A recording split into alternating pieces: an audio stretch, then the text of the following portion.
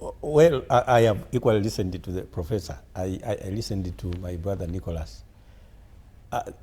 Of course, usually there is a dichotomy between how the academicians understand the issues and how we find the practice, particularly while implementing, obviously, a multiplicity of principles that academicians generate.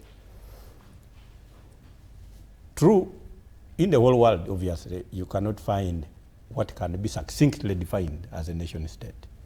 It doesn't exist. Because it is very unlikely that you will find a state with the commonality of origin, of descent, of what. But also true to Uganda is that the debate on colonialism was concluded. It is not true that you can still arise such a debate in as far as you would like to interpret and define anything that has obtained along the way. Colonialists left quite some time ago. We have been given a process and a principle of constitutional autochthony. We have had, of course, players along the way. You can no longer now blame anything on colonialism. It is impossible. It is an outright impossibility. It is escapist in nature, and obviously Ugandans ought to have generated a simple country that we would rely on to see that we are now on the way forward, or at least backwards. Today, if we talk about colonialism, you are just the equivalent of what a Nigerian says, that if you look back and you begin moving, that is where you will go.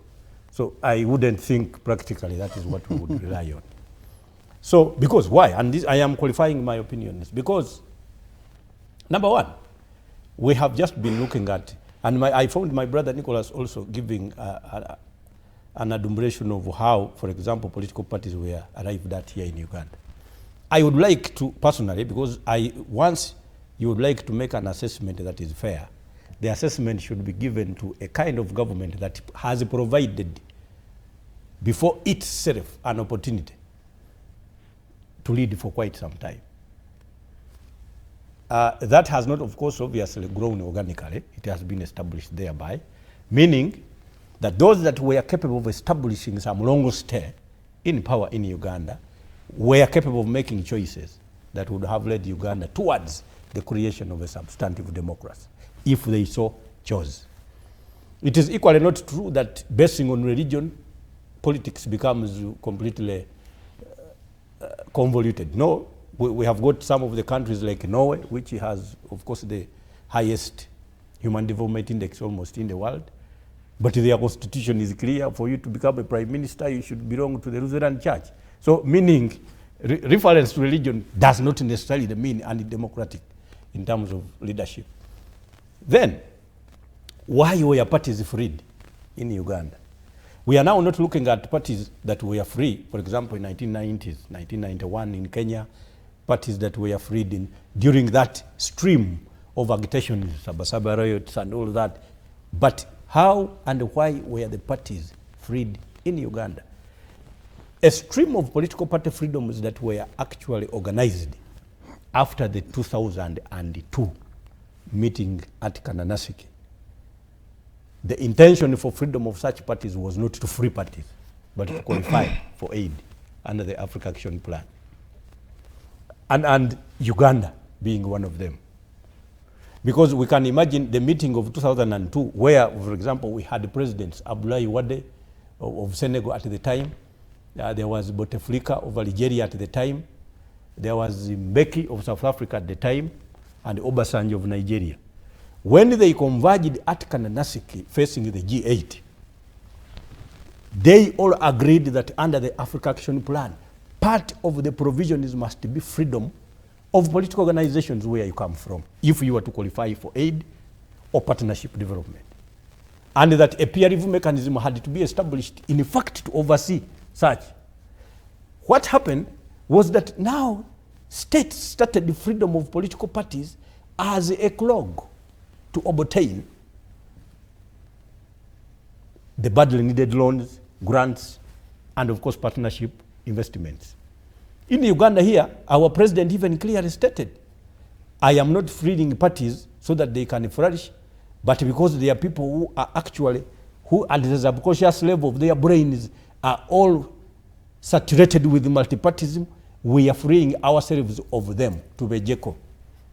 That is why parties were actually freed for registration, not for operation. Therefore, at the back of the amendment of the infamous Article 269 that had banned political party operations in Uganda, and by introduction of the 2005 Political Parties and Organizations Act, that now, of course, organized elections, registration of political parties, still had to lay a proposition, a working antique of government that now indirectly banned the operation of political parties. How? When you ban activities, political parties can't do financing. Because financing, of course, is in conformity with the activities that are going to be conducted. Number two, if you free for political parties and you ban the operation of civil society organizations in a country, then obviously you are not freeing political parties. And this has been actually obtaining in Uganda. So what we have in Uganda is not a democracy. It is a democratura. It is a dictablanda. Yes, or the apertura democratica. Why do we call it the same? Because there is a semblance of an election, which is periodic. But where there are no civil freedoms, then you cannot attest to an election having been held. Now, if political parties are to organize with the sole intention of participatory processes towards an election, then it has failed from the start.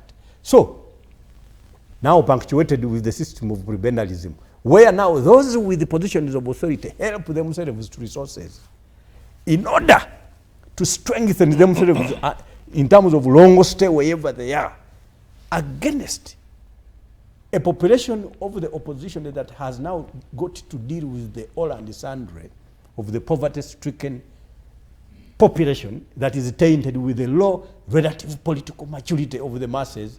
You are actually saying, if you wanted to say that there is multipartism and democracy, and you are only convincing me that you have got a very great sense of humor. It doesn't exist in Uganda. Thank you very much.